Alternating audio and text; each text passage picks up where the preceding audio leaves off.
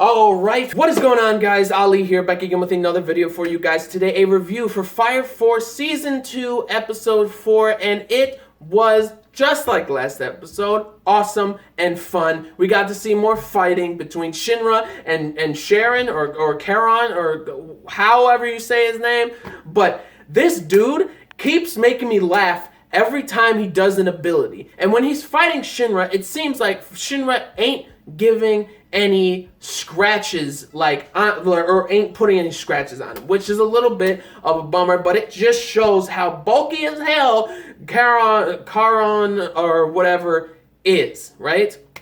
Got to see more of Hamiya and everything and her ability, and just the funniest parts of this episode were like Maki was able to pinpoint where Hamiya is or Vulcan was, so then like she brought with like her sputter, like her two like armor looking things, put Arthur on top of them, and he was like hovering in the air and the scene where Hamiya is just standing there, just like smiling, looking over everything with her like abilities and such, telling everybody like what to do, like all of the white clad people from the Evangelists like what to do and stuff. And then in the corner of the screen you see Arthur coming in like on top of like Maki's equipment with like the arrow pointing like he's coming. Like that shit was so funny. And then Hamiya is just, she's a cool chick. I think she's really cool, and I also think that Ink is cool. Because in this episode you see that she doesn't want to be taken by anybody, but she doesn't want somebody to interfere with like, say, like saving her or something, because she's not doing anything bad in that, like, just what Shinra said, like, you're taking money from these people, but you're saving their lives, aren't you? Like, I mean, come on, I'm just trying to help you. And then she's like, I don't want any help. And I understand that people are just a little bit annoyed by her, I guess, but to just like hate her and think she's just extremely annoying and I hope she dies or whatever. Like, I've saw some comments and stuff on like Crunchyroll and stuff. I hope this pink-haired chick dies or whatever, just because she's annoying. Like, what? She's not even like evil at all. It's just that she takes money from, she's hustling, takes money from people, but saves their lives and such. I'm telling you that if people were like scared or whatever, like in fires and whatnot, that she would still save them. I honestly think that, like, somebody's in a house, right? And the house is on fire. And then Inka's there, give me all your valuables. And they're like, I don't have anything. I don't have any values or whatever. And she'll be like, all right, just like pay me later, and then she would save that person. I genuinely think that her character would actually do that, but that's besides the point. She is kind of contradicting herself because she's not able to get away from the Evangelist at all, and Shinra's trying to help get her away from the Evangelist, and she's like, I don't want your help, to Shinra, and she is just straight up has the creepiest smile when Charon or whatever is right in her face. Like, she's really feeling the danger and the level of death that could possibly happen to her or whatever, and she's so excited about it. And that's why I like her, because she's just straight up crazy. She's not a bad person. She might be like slightly like contradicting herself with like wanting to be alone and getting away from the Evangelist, but she doesn't want anybody's help to do that or something. And then, oh my gosh, her ability when she was pretty much like some sort of maestro or something, going like, because she saw all of those lines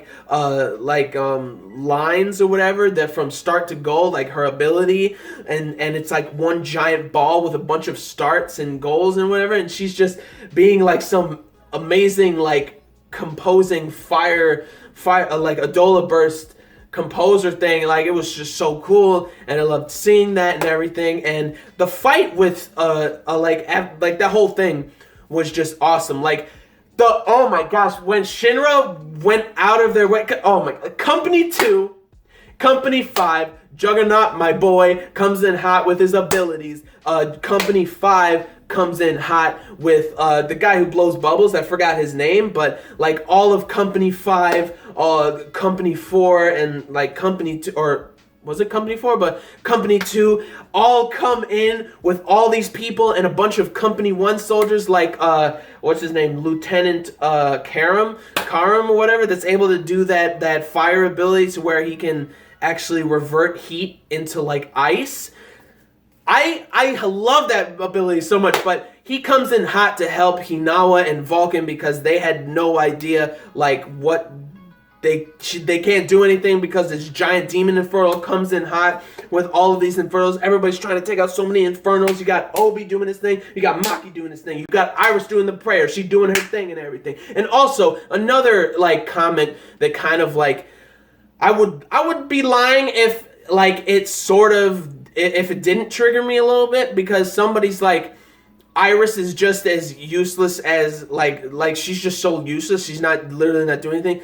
Apparently, this person doesn't know or understand the fire soldiers and their jobs, specifically, like the sisters' jobs. Their jobs are literally to go into enemy fire and danger so that they can perform an actual prayer for that person's soul when they go into the afterlife, when they turn into Inferno. That's not being useless. That's a literal job. And that's what she's doing, right? So I honestly was a little triggered by what that person said. And I was like, you know what? I ain't going to even comment on this person. I'm just going to let it be. Because this person sounds like they just want like straight up like action with every character or something. And if they don't show action or something, then they're useless. So it's like it's usually people who say that usually are Westerners that they don't really understand like anything besides like some serious action and shit like that. But you know, whatever. Anyways, the whole fight with everybody in like each company, you got Company 5, you got Princess Hibana wasn't there, but you got Hibana's Gravel Squad. I call them Gravel Squad because she calls them all Gravel, which is just hilarious. And then you got a bunch of sisters from Company 1 under Lieutenant Karam that came. And like just to see like all of them, it was just so cool. All of them chanting those prayers while everybody's taking out these infernos. You got Vulcan, you got Lieutenant Hinawa staring down this giant demon infernal, and they were just and Karam comes in and helps them out and everything. And then you got Tamaki, who just pretty much finished her. I believe she finished her sisterhood, like her sister training or whatever, to be a sister. And then I was waiting for this all week, or like, I mean, all season. Her lucky lecture happened. Everything came off except for the top part, which was just like her headpiece, which was just hilarious. And Vulcan's like, that is some sort of kink right there. Like just the headpiece and her being a nun or whatever. I thought that was just hilarious and that was just funny, but everybody's working together to take out all these infernos, to take out that demon infernal, and then we get to see Hamiya fighting Arthur. And that was just solid, because like you see Hamiya talking about like if there are enough bugs, because there's so many infernos, like it was pretty much a given that all of them were pretty much from like those infernal bugs that they used in the first season.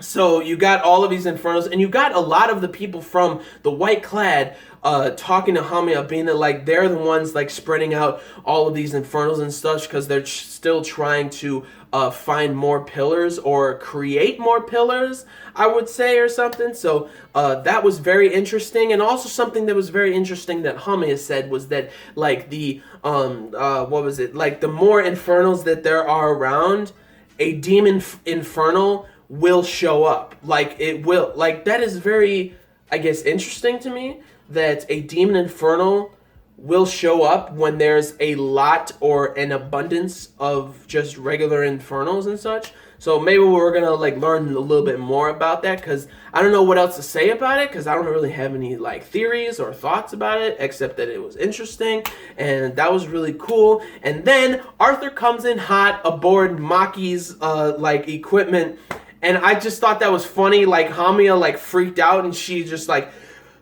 whoa, I didn't see that coming. And like it seems like she just has like a plasma or electric type of force field around her all the time, which is, it's pretty it's a pretty secure way to have some sort of defense if, like, say you have a blind spot.